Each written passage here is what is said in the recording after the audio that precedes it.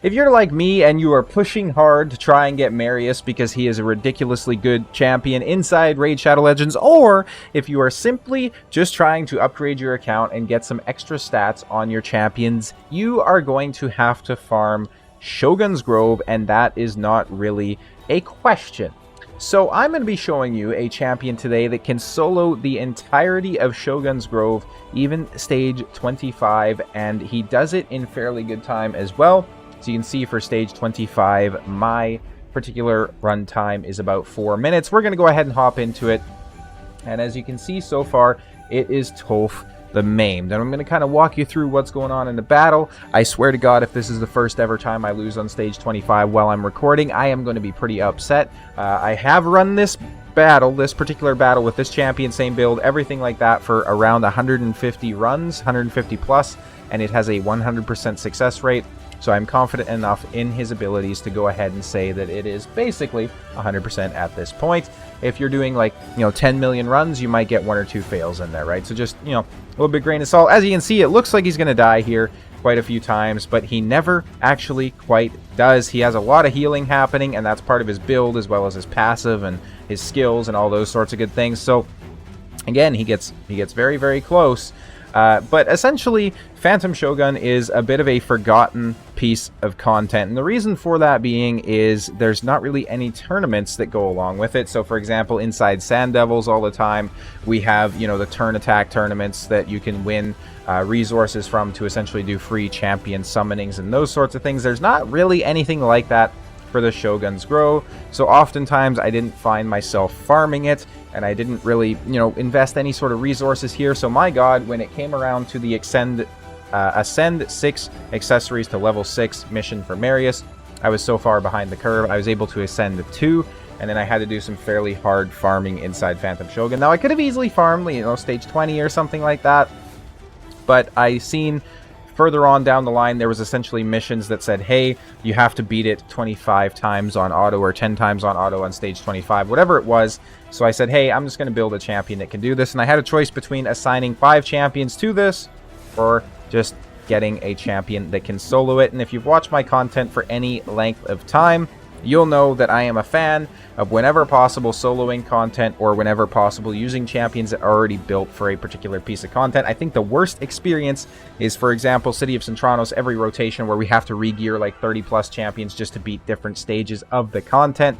I think it's very arbitrary and silly. I want to be able to build a champion for something and use them there and not have to pull gear from them, right? Now, obviously, if you have ridiculously good gear that you can just have it on everybody, you're good to go, right? So we're slowly chopping through this here. We're at about 2 minutes and we're halfway down the HP bar. There's a few things to go over with this guy's kit and how you want him built, so make sure to stick around until we talk about the build there. Now, you could potentially run food in this fight. I have not tested it with food. Be my guest. If you run it with food and it works, let me know down in the comments. If you run it with food and it doesn't work, also let me know down in the comments, because I'd love to hear about it either way. And while I'm sitting here, you probably can't hear it because I'm going to have other music playing, the Christmas theme for Raid.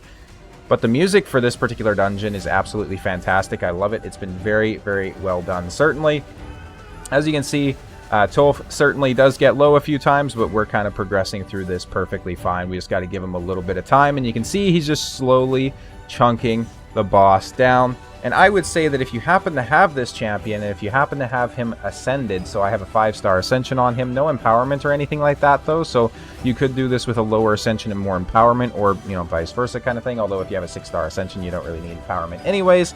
Either way though, if you have this guy, I would say this is probably the second most accessible team that you can potentially use for this role. I know there's a lot of teams out there with, Cold Heart Whisper or multiple Cold Hearts, along with like a Gnarl Horn, just kind of cheesing the boss essentially. I would kind of put this guy right in behind that, because Tolf the Maimed has been in the game for like years now at this point, I believe, and he's a Void Epic. So granted, he is a Void, but he is also an Epic, right? So there's a very good chance that a lot of people will have pulled him now, especially if you're, a whale or a relatively medium spender, right? If you're free to play or lower spending, you might not have got him. Kind of just depends on what you have on your account. If you don't have him, this probably isn't the guide or the showcase for you, right? So just something to consider. Now, I would also be curious to hear from you guys if you prefer to farm Shogun or if you prefer to farm Sand Devil. I definitely prefer to farm Sand Devil myself because my team is A lot quicker, and B, the resources I think are just a lot more useful in my mind, at least, right? I seem to be ascending attack boots and, you know, those sorts of things, speed boots, a lot more than I am ascending accessories. So that is it's interesting. Now, the thing about farming stage 25 as well is you can actually get the dusts to re-roll your ascensions.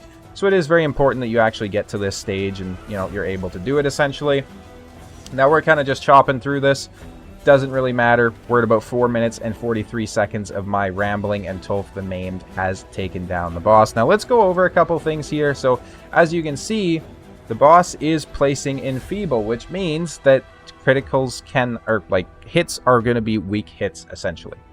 Now why that's important is because he also has the Shroud of the Shogun, so that every time he's hit by a weak hit essentially, he's going to go ahead and increase his counter, and then the counter means that he's going to ignore defenses, he's going to ignore all sorts of nasty things like that. So essentially you want somebody who can be your Enfeeble tank inside a traditional team. But as you saw, Tolf was just eating that Enfeeble, and the shade counter was staying at 0 the entire fight. Now, why was that? Well, it's because of an interesting little quirk inside his kit. If we read his A2 first, he attacks one enemy when not attacking bosses, inflicts pure damage, and decreases the target's HP to 50%. Inflicts damage based on this champion's max HP instead, and places a stun for 1 turn if the target already has less than 50%. Inflicts damage based on his max HP when attacking bosses.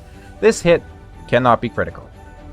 We go to his A1. Attacks one enemy 2 times each hit, healing this champion by 30% of the damage inflicted. This attack cannot be critical. So far you might be thinking, well, it can't be critical. Why is it working against the Enfeeble buff or debuff, and why are we still having the shade counter at 0? Interestingly enough, Plarium did not mention this, but through testing, players were able to deduce that this also, specifically his A1, has a hidden mechanic to it where it also cannot be a weak hit.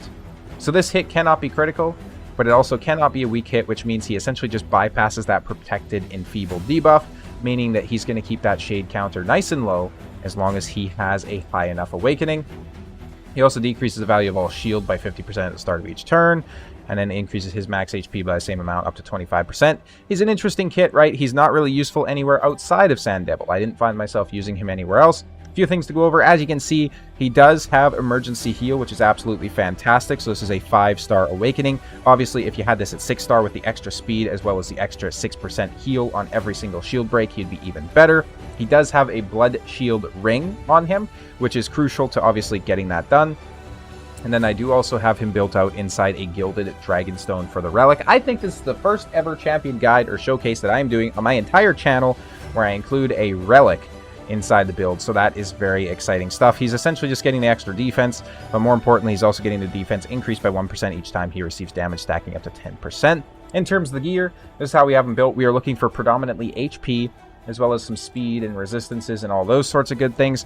For the overall stats, this is what we're rocking, so I don't think I really have too much for bonuses inside Phantom. Yeah, I just have a little bit of HP bonus there.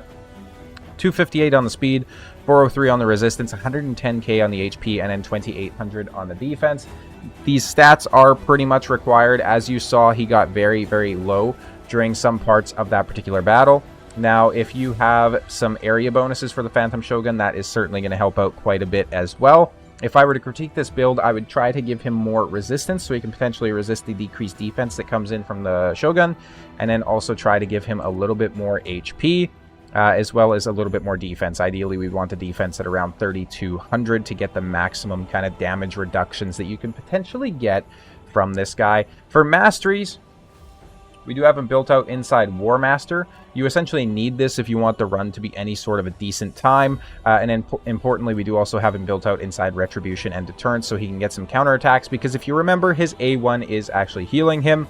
Alternatively, if you do want to run him with food, you could also come down to Spirit Haste inside the support tree. That is completely up to you, though. I'm not advocating to run him with food. Like I say, I have not tried it, so it very easily could mess up the run. If somebody leaves me a comment down below, though, confirming whether or not this does work with food, I'll go ahead and pin that comment. And then, of course, I would recommend that you do essentially go ahead and book out his A1, because that's going to mean more damage, and then that's going to essentially equate to more HP restored. And what's cool about this too is since the attack cannot be critical, you're not worried about building him with crit rate, right? So that damage is essentially just a direct benefit to your champion. All things considered, I would recommend building him with more HP than defense because, of course, HP is also going to help to scale his heal on the A1, so it's quite important. And then, of course, for sets, it's essentially mandatory that you're running him inside regeneration as well as immortal. So if you think about the heals that we have stacking up, it's pretty fantastic. We got the heals coming in on the A1, we got the heals coming in from the blood shield when it pops, and then we have the immortal and regeneration every single turn. So he's getting, what, like an 18% heal there, which is pretty cool, as well as massive HP bonuses too. So this is a very, very cool build. I'm definitely happy with the champion on my account. I know I've been waiting for quite some time to do it, essentially, until I had more stuff to ascend his gear, because he wasn't quite strong enough, so I was farming like stage 23 for a significant duration. But now I can do stage 25. I thought I'd show him off, and I thought I would let you guys know how it works, essentially, and hopefully this will help you to progress and get towards Marius if you are struggling with it. That being said, thank you guys all so much for watching. I'll see you next time.